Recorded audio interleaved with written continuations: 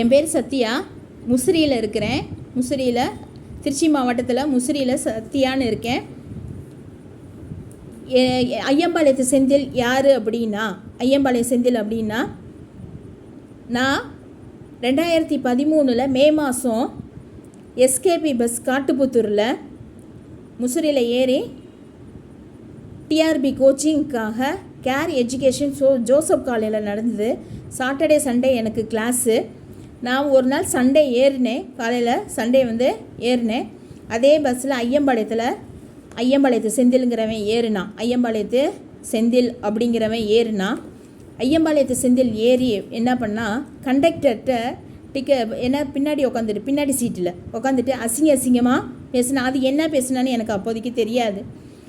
இப்போ 2026, இன்றைக்கி 2026 ஜூலை 23 இந்த நிமிஷம் வரைக்கும் என் வீட்டு பக்கத்தில் மட்டன் ஸ்டீல் ஸ்டால் பக்கத்தில் ஒரு டூ வீலர் கடை இருக்குது. உறையூர் டாக்கர் ரோட மட்டன் ஸ்ட்ரீட் ஸ்டால்னு கடை இருக்குது. அது பக்கத்தில் ஒரு கோழி கடை இருக்குது.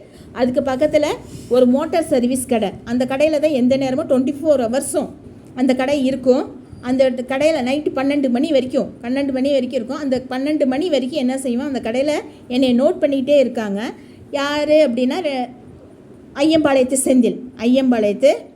இந்த ஐயம்பாளையத்து செந்தில் என்னைய 2013 டார்ச்சர் பண்ணிகிட்டு இருக்கான். என்னைய 2013 டார்ச்சர் பண்ணிகிட்டு இருக்கான்.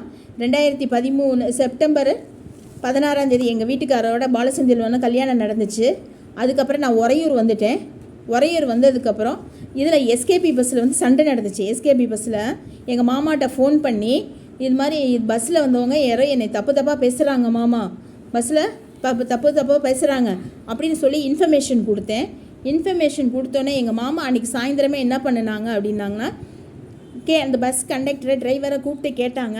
டிரைவர் எனக்கு தெரியாதுன்ட்டார். நான் வண்டி ஓட்டிகிட்டு வந்தேன், கண்டக்டரை கேட்டுக்கோங்க அப்படின்ட்டாங்க. அதில் 2 கண்டக்டர் வந்தாங்க.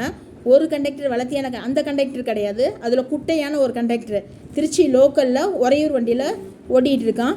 அவன் சொல்லவே இல்லை, இவனை அடையாளம் காமிக்கவே இல்லை. அப்புறம் என்ன பண்ணிட்டான், விட்டுட்டோம். நாங்கள் அந்த பிரச்சனையை அதையோடு விட்டுட்டோம். ஆனால் அவன் அதுக்கப்புறம் தான் தெரியுது, என்னைய ஆம்பளை குஞ்சை பார்த்தவனே என்னை அசிங்கமாக பேசிகிட்டு இருப்பான். நான் எங்கே போனாலும் எங்கே வந்தாலும், காலேஜுக்கு போனாலும் காலேஜில் போய் சாரை தப்பாக பார்க்குறா, ஸ்டூடெண்ட்ஸை தப்பாக பார்க்குறா அப்படின்னு இவன் என் பின்னாடியே வந்துக்கிட்டே இருப்பான். எங்கே போனாலும் கொல்லிமலை, ஏற்காடு, கொடைக்கானல், எங்கே போனாலும் என் பின்னாடியே இவன் என்ன செய்வான். இங்கேருந்து கர்நாடகா, பத்ராவதி, சிகாகோ இங்கெல்லாம் நான் போயிருக்கேன். என் பின்னாடியே பஸ்ஸில் வாயில் கர்ச்சீப் கட்டிட்டு வருவான். வாயில் கர்ச்சீப் கட்டிட்டு நான் எங்கள் வீட்டுக்காரர்கிட்ட எங்கள் அப்பாட்டெல்லாம் சொல்லுவேன். அதுக்கு எங்கள் அப்பா எல்லாம் நம்ப மாட்டார். ஏமா அவன் போய் இவ்வளோ தூரம் வர்றானா, ஆனால் அவன் வருவான். யாரும் யாருமே நம்ப மாட்டாங்க. செப்டம்பர் 16 கல்யாணம் ஆயிடுச்சு. உறையூர் டாக்கர் ரோடு குளிமணி டேர்னிங்கில் வந்தேன்.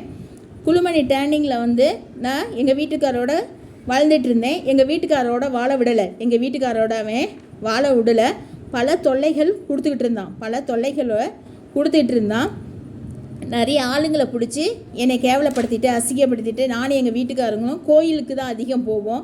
பழனி, திருப்பரங்குன்றம், சுவாமி மலை இங்கெல்லாம் என்ன செய்வேன், என் பின்னாடியே அழிவான். நாங்களும் 5 மணிக்கு 4 மணிக்கு காரில் போனாலும் சரி, எங்கள் பின்னாடியே என்ன செய்வான், சுற்றிக்கிட்டே இருப்பான். சாயந்தரம் வரைக்கும் நாங்கள் வீட்டுக்கு வர்ற வரைக்கும் பின்னாடியே சுற்றிக்கிட்டே இருப்பான். நாங்கள் அப்போதைக்கு கேர் பண்ணிக்க மாட்டோம். நீ சுற்று அப்படின்ட்டு நாங்கள் பேசாமல் விட்டுருவோம். இந்த ஐயம்பாளையத்து செந்திலை பற்றி பேசிக்கிட்டு இருக்கேன். எப்படியோ ராஜா யுவராஜுங்கிற 2 பேர்த்த பிடிச்சி எங்கள் வீட்டுக்காரர்கிட்ட ஃப்ரெண்ட்ஸ் மாதிரி பழகி என்னோட 65 பவுனை பிடுங்கிட்டான். நான் 65 பவுன் வச்சுருந்தேன். என்னோட 65 பவுனை ஏமாற்றி வாங்கிட்டான். அதை அவன் வாயாலேயே ஒத்துக்கிட்டான். நான் தான் இவளோட நகையை அத்தனையே திருடினேன் அப்படின்னு 2025 எப்போனா 2025 ஜனவரி 17 ஏன்னா என் பின்னாடி இவன் சுற்றிக்கிட்டு இருக்கான்ல. இன்னைக்கு என்ன செஞ்சேன், ரெங்காகாவரி அப்பார்ட்மெண்ட்ஸில் அப்போ இருந்தேன். 2025 ஜனவரி 17 பஸ்ஸில் ஏறி முசிறிக்கு போகிறப்ப அவன் என்ன செஞ்சான், என்னுடைய நகையை திருடுனான்னு சொன்னான். அதை ஃபஸ்ட்டு போய் எங்கள் அம்மாட்ட தான் சொன்னேன்.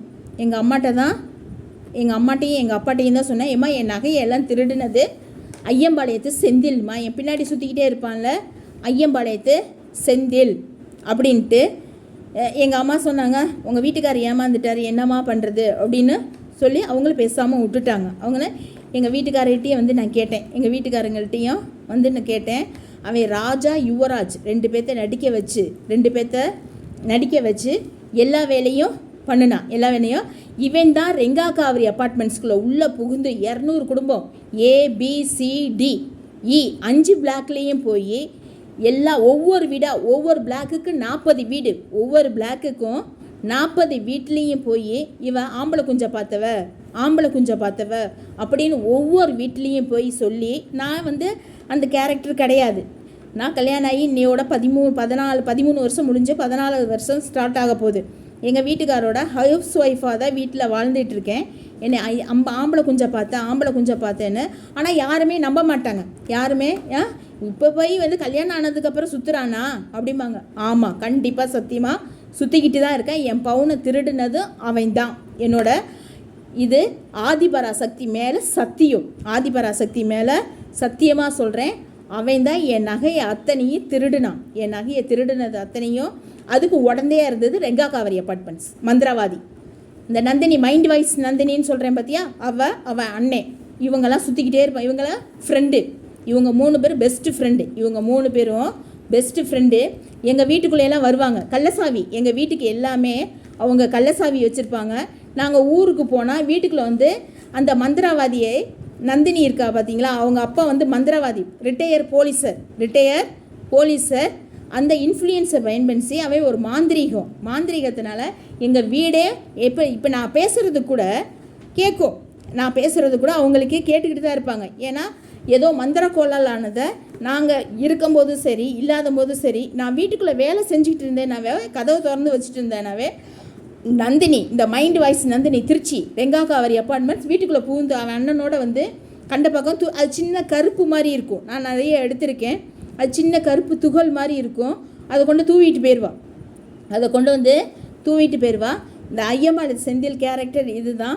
இவன் தான் வந்து என்ன செஞ்சான், ரெங்கா காவிரி அப்பார்ட்மெண்ட்ஸில் உள்ளே பூந்து அவன் பேச்சை கேட்டுக்கிட்டு அங்கே உள்ள செல்வா, சுப்பிரமணி, சுபாஷ் எல்லாரும் என்ன செஞ்சாங்க, எங்கள் வீட்டில் கேமரா வச்சாங்க. எங்களுக்கு தெரியாது. நான் குளிக்கிறது, பேடு மாற்றுறது எல்லாமே கேவலமாக பேசுவாங்க. எல்லோரும் என்னடா எல்லாம் நம்ம வீட்டுக்குள்ளே பண்ணுறதை கேவலமாக பேசுகிறாங்களே அப்படின்னு யோசிப்பேன். அதை நான் டெலிகாஸ்ட் பண்ணுற மாதிரி பொள்ளாச்சி, திண்டுக்கல், பழனி, பெரம்பலூர், திருச்சி, மெட்ராஸ் எல்லா பக்கமும் டெலிகாஸ்ட் பண்ணுவாங்க. சமயபுரம் எல்லா பக்கமும் என்ன செய்வாங்க, இதை நான் போடுற மாதிரி, நான் எடுத்து என் வீட்டுக்குள்ளேயே நானே டெலிகாஸ்ட் பண்ணி போடுற மாதிரி ரெங்கா காவிரி அப்பார்ட்மெண்ட்ஸ் என்ன பண்ணும் அப்படின்னா, எடுத்து எல்லா பக்கம் டெலிகாஸ்ட் பண்ணும். எல்லா பக்கமும் என்னை மந்திரம் பண்ணி என்ன செஞ்சாங்க, நிர்வாணமெல்லாம் நிற்க வச்சுருக்காங்க. என்னைய மந்திரம் பண்ணி இந்த மைண்ட் வாய்ஸ் நந்தினி இருக்கா பார்த்தீங்களா, அவங்க அப்பா வந்து என்ன செய்வாங்க, வீட்டுக்குள்ளே ஆவியாக வருவாங்க. எப்படி வருவாங்கன்னா,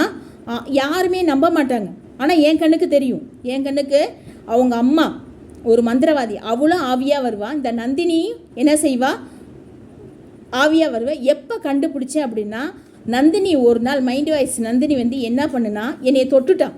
ஆவியாக வந்து என்னையை தொட்டவும் பிடிச்சி தள்ளி விடவும் ஐயோன்னு கத்திட்டான்.